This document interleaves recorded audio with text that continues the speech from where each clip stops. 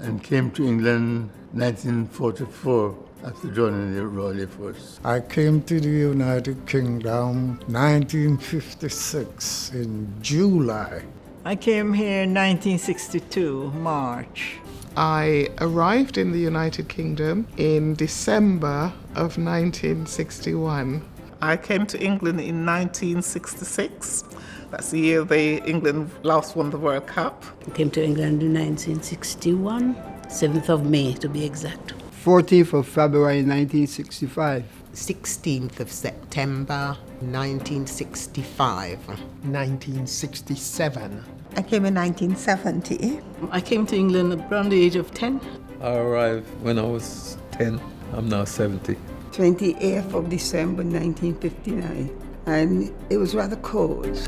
I thought, oh no, this place is cold. I began to shiver. I didn't have any boots. I was going around in sandals. I saw all the buildings. So I says, this place is full of nothing but factories. Windy, wet, and horrible. I have just left a sunny place to come to this mother country, as we used to call it.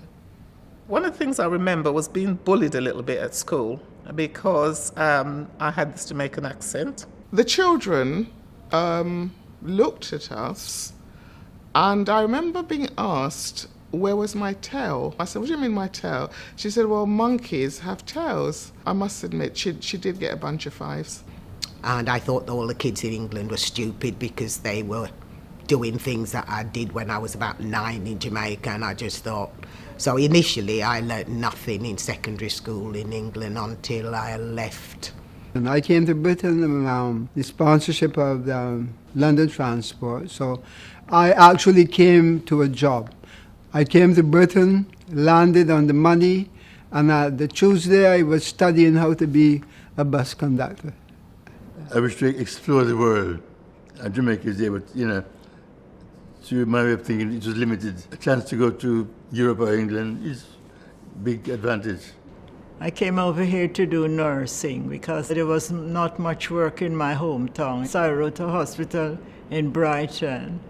And then the other one was somewhere in Hertfordshire. And I said to myself, the first hospital that answered me, that's the one I would work in. The matron answered me in Brighton within 2 weeks to date. And she said to me, there's a school starting 1st of April, and she would have me if I would come over. I said yes. I left school when I was about 15, and I had small jobs. I was working with an engineering firm. I learned to weld. After I left that firm, I went to a pram factory, and my dad says, I need someone to work with me. And I started working with him because my dad was a self-employed plasterer. But every time my mom said, how do you work with him? I said, it's Dad, innit? Got me a job. The first job was doing them smoke pipes. And then I went to peel onions, them little tiny onions that they bottle now, pickled onions. But you had to do a whole lot before you could get 1 penny. Anyway, the advert came in for nursing and the civil service. So I went to this interview with the City London Hospital, and they showed me around because I really like nursing. And the dead bodies put me right off. I couldn't handle that bit. So anyway, I popped it and went for the civil service. I worked in Holloway prison for 20 years. As a prison officer. In those days, you could get job, walk out one job and get into another job. About a evening news, and I see John Lewis has advertising for workers, and I worked for them for 23 years. My longest job was working at the Houses of Parliament. I worked there for 35 years, and that was quite interesting. I went there and I thought, what a beautiful place. They took me for a little tour, and I thought it was really nice and thought I'd assimilate.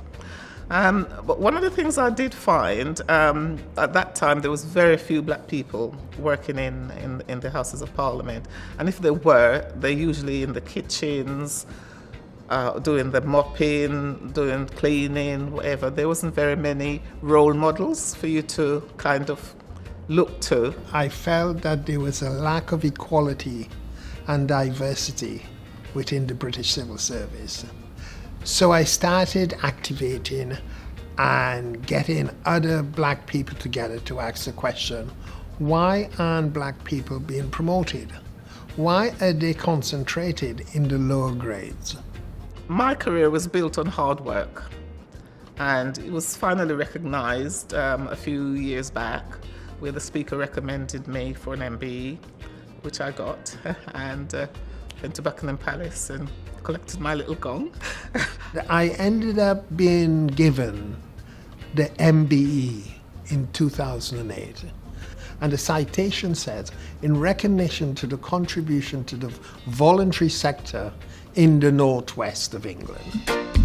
So my experience in education, on the one hand, when I first came as a youngster, it wasn't particularly good. And on the other hand, I think I had the opportunity to go to university without, getting a grant because I'd worked. And I had some very good people supporting me. I was teaching for 32 years and I thoroughly enjoyed it, and I think England is somewhere that's actually given me that opportunity to explore and to be the person I am today. Coming to England now, you thought you'll go back home or whatever the case might be, but it never worked that way. You get married and then other things fall in place. My plan was to stay 5 years and then go back home.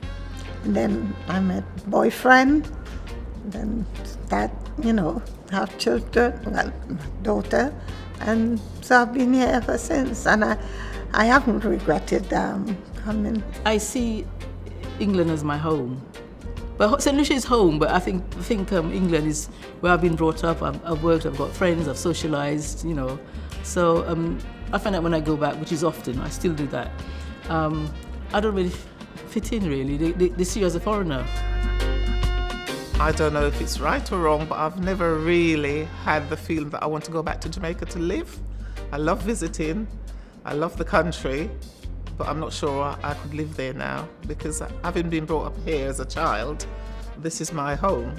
And, if it means fighting for what I need to be recognised here, this is where I'm going to fight for it.